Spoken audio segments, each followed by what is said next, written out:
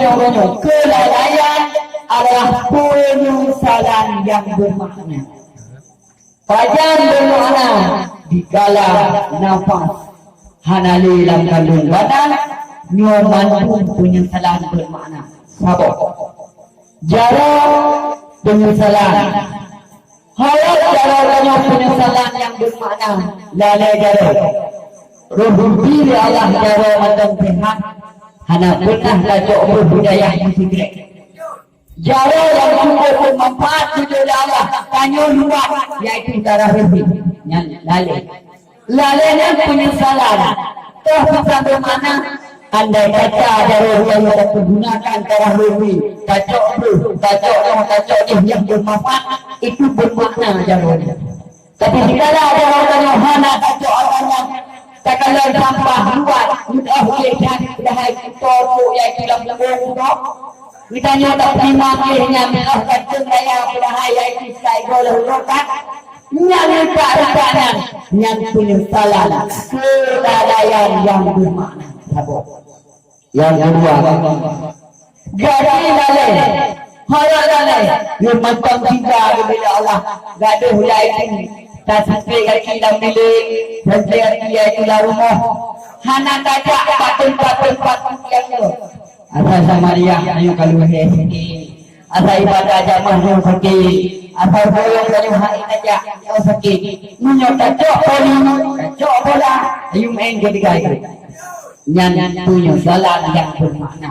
Harap bermakna. Andai kata kakinya tidak pergunakan, berarti bermakna. Manis segala malam ini. Tahu nama yang ini. Lewat. Kaki tengah pegahan ibadah. Cuma kakinya telah lebih. Arti iaitu penting dan lainnya. Dibuka iaitu tempat mana. Yang dalam semua itu berdahulu. Ditanam iaitu saudara katanya. Di sini baru bermakna.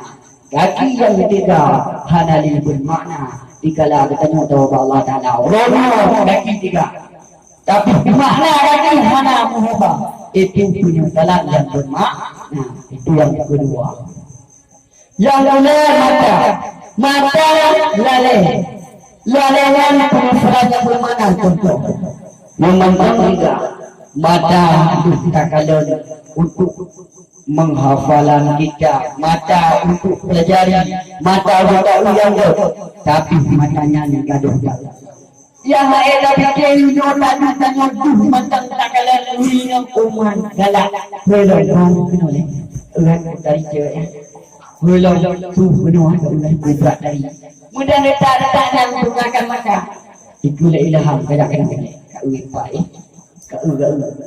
Ibile kalau macam kaji dilebah mata kaji dengan letak matanya nama Tuhan rugo yang kedua rugo lalai ulai bila Allah ulai pikiran si rugo pikiran bila Allah pada orang agama tanya orang agama merubah pikiran andai kata pikiran yang dari Allah hana jadi walau tidak pun arifan nyo pikiran yang tubuh.